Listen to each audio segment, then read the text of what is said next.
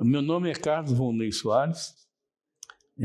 Eu sou formado pela Escola Guiar, estudei aqui e dei aula, fui aluno, fui professor, fui diretor, fui vice-diretor.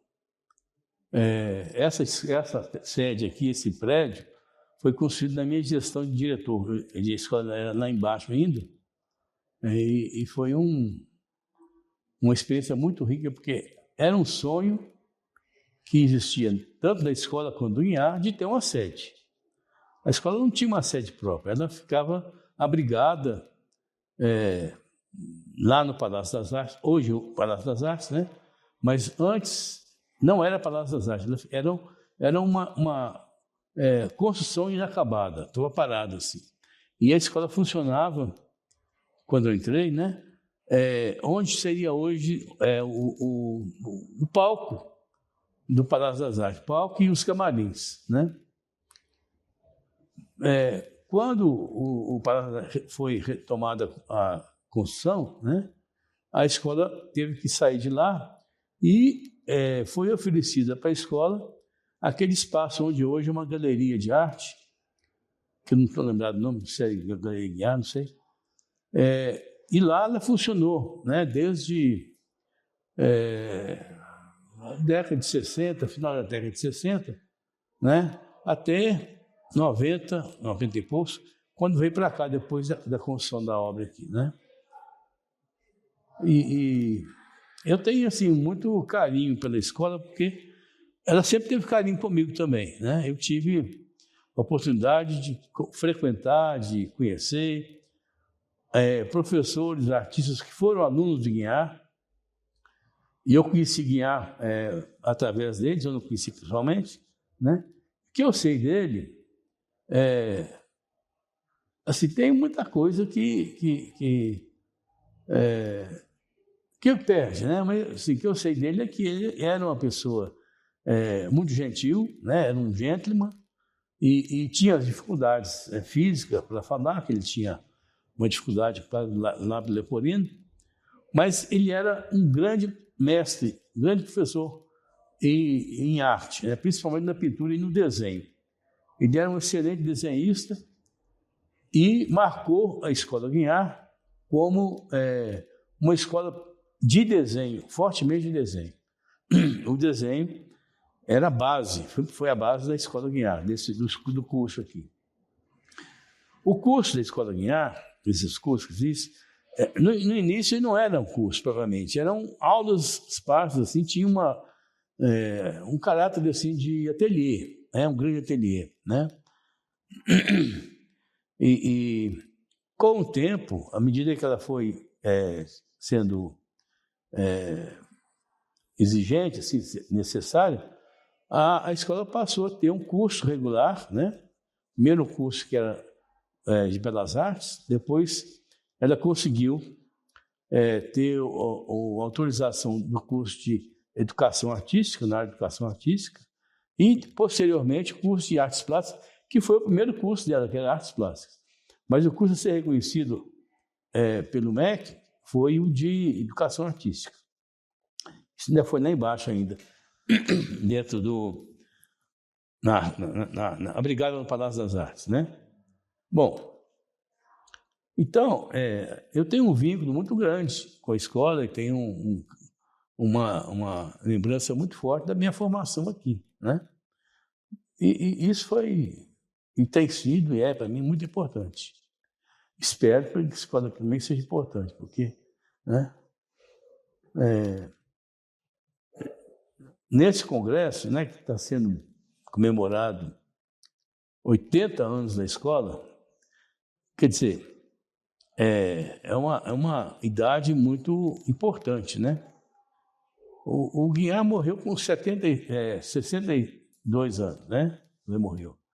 A escola Guiar, naquela época, devia ter o quê? Uns de 44, 62, né? Não tinha 30 anos ainda. Então, era uma escola que era chamada de escolinha e tal. Ele que carregava tudo, né? Que ele era uma figura muito importante, muito dinâmica. e tinha uma admiração, era admirado pelos seus alunos, né? Pelo modo que ele tratava, pelo que ele desenvolvia, pelo conhecimento que ele tinha de arte, né? Então isso foi muito marcante. E essa marca vem até hoje, né? Agora, depois que a escola teve essa desenvoltura, né? O curso passou a ser universitário, passou a ser reconhecido, a escola, que antes era uma fundação, a fundação com a Assembleia Legislativa, com a Constituinte Mineira, em 88, ela encerrou as fundações, né? E a escola ficou mais ou menos à deriva e ficou vinculada à Secretaria de Cultura. Posteriormente, quando estava sendo criado a universidade, né? Ela foi uma das instituições que se filiou, foi acolhida pela universidade, mas ela teve também um papel muito importante na fundação, na construção da própria UENG, né? Eu participei de muitos trabalhos, reuniões, junto com a Luiz Pimenta e as pessoas que estavam criando a universidade naquela ocasião, né?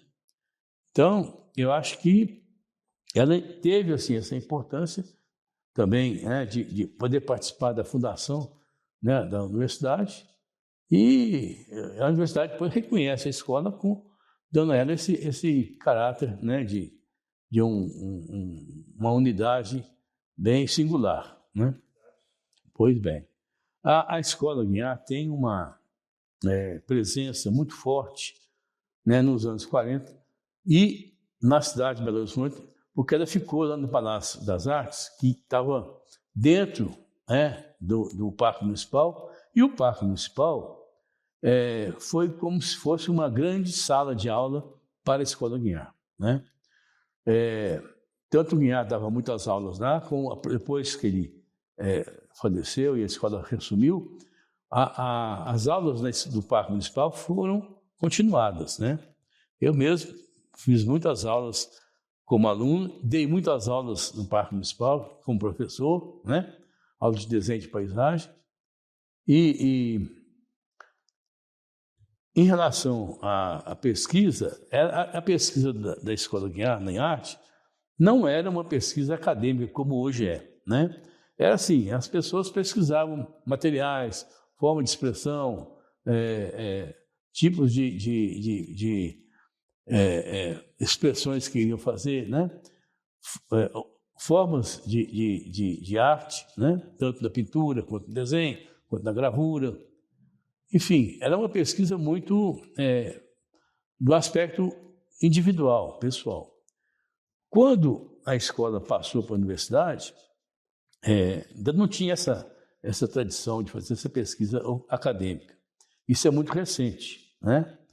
A escola ainda tinha, depois que ela conseguiu reconhecer o mestrado, que ela tem hoje o mestrado, mas antes ela tinha um curso de especialização, né? E esses cursos começaram a dar subsídio para se construir uma trajetória de pesquisa, né?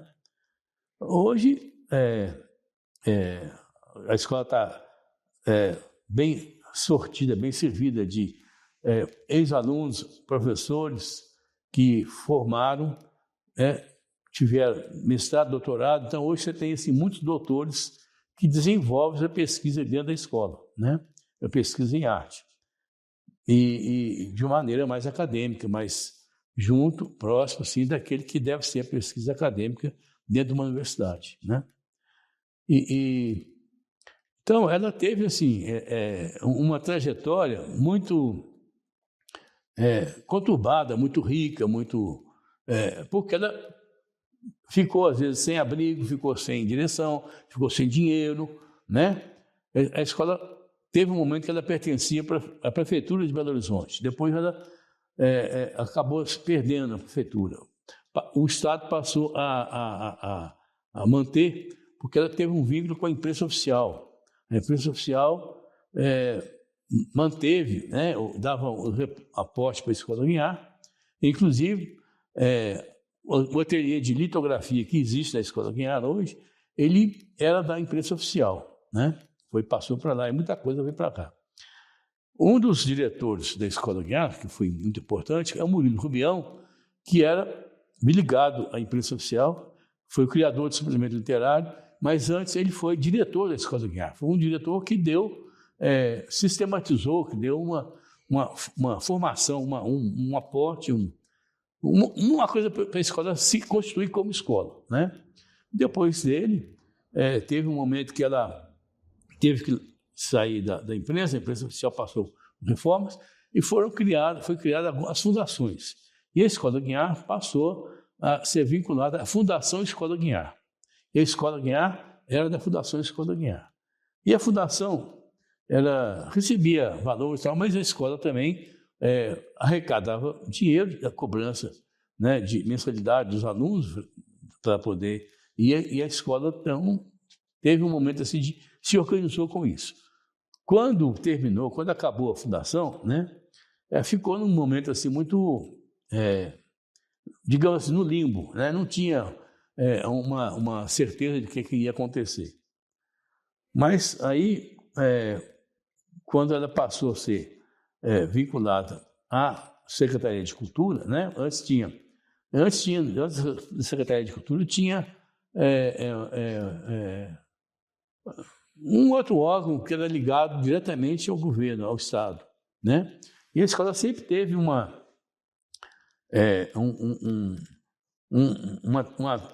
caminho, uma travessia, uma proximidade com o governo do Estado, com o governador, os governadores.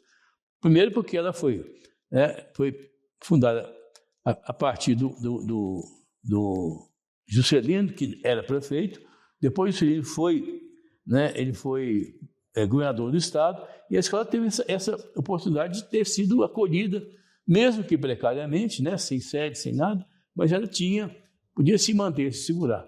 E na época da construção quando ela veio para cá, do princípio, né, da fundação da escola pelo Guiar, alguns alunos que hoje têm uma projeção internacional muito importante, como, por exemplo, Amílcar de Castro, né, tinha o Mário Silésio e outros, né, que eram pessoas que deram um apoio, um aporte muito grande para a escola naquele momento e para o Guiar, né? E de certa maneira, eram alguns alunos que mantinham a escola, né? E ela foi mantida também depois por alunos, porque foi criado um curso livre, chamado curso vocacional ou curso livre. E esse curso era lecionado pelos alunos, alguns alunos da escola, né? Eu era um deles, né? E a escola pôde arrecadar muito dinheiro e depois pôde manter, né, a presença de alguns professores dentro desse coisa aí. Bom, a pesquisa em arte, nesse caso aí da escola, ela não existia propriamente uma pesquisa, né? Existia assim, um artista fazia uma pesquisa de material, de que ele ia fazer, usar cimento, cola, não sei o que, dentro da pintura, né? Lembro o Jabas Juarez, que era um pesquisador de materiais, e foi aluno do Guiar também. E houve depois um momento assim que alguns alunos que eram da Escola Guiar foram deslocados para a Universidade de Minas Gerais, para criar a Escola de Belas Artes, que foi a primeira escola que foi lá para o campus da UFMG. E os professores, muitos que eram da Escola Guiar, passaram a ser professores da UFMG, da Belas Artes, né? Por exemplo, a Yara Tucanabá, Hildo Lacerda, Jabas Juarez, Álvaro Apocalipse, entre outros, né? O Pierre Santos, que também foi diretor da escola.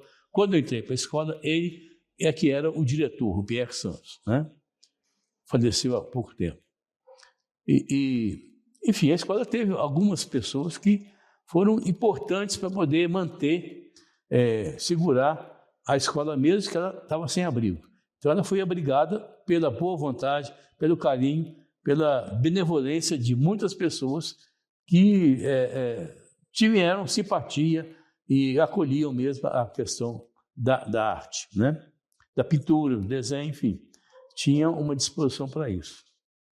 Bom, hoje, né, a escola tem uma estrutura, não só física, mas também da universidade. Eu não sei como é que a universidade hoje está funcionando, né, porque eu já saí daqui há muito tempo, mas ela está bem colocada dentro desse caminho que a universidade também está se projetando. A universidade também é muito nova, né? Tem 26, 27 anos, sei lá. Então, ela hoje está tendo uma projeção muito grande em relação a isso. Uma universidade que é de Minas Gerais, né? Bom, e com isso, eu acho que o que está sendo desenvolvido em pesquisa deve-se a esse tipo de abordagem, esse tipo de situação em que a escola entrou, né? Então, ela teve uma participação muito grande. Um momento na Escola Guiar, ela teve um presente, digamos assim, uma oportunidade de assumir alguma coisa que era da Priscila Freire, que era um espaço, e ela tinha uma coleção muito importante das peças de cerâmica do Vale de Jequitinhonha. E a universidade acolheu, né, a Priscila com essa proposta dela, que seria lá uma espécie de avanço de campus da Escola Guiar, um braço da Escola Guiar, né? Hoje eu não sei como é que está, porque eu não estou presente, assim, mas isso foi um ganho para a escola e para a universidade, né? Onde você teria condições de desenvolver outras pesquisas, em loco, pesquisas de campo, né? E pesquisa também de maneira acadêmica. Eu agradeço muito, né, essa oportunidade que vocês me deram, a deferência de me convidar para poder fazer essa entrevista. Lembrando que a Escola Guiar tem uma marca profunda e um registro profundo com a cidade. Ela cresceu junto com a cidade também era pequena na época, né? Não era essa megalópole que é hoje, né?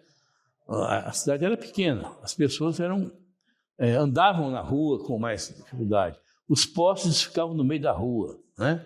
Então, ela tinha toda uma característica de cidade ainda em iniciação, em construção, né? E a escola teve essa participação, tanto na prefeitura, quanto no estado, quanto na própria cidade, marcou a presença dela como instituição de arte, né? Eu agradeço profundamente, porque essa oportunidade foi fantástica. E que vocês tenham lembrado que a Escola Guiar tem essa importância, tanto na cidade, quanto na universidade, quanto no Brasil e em Minas Gerais.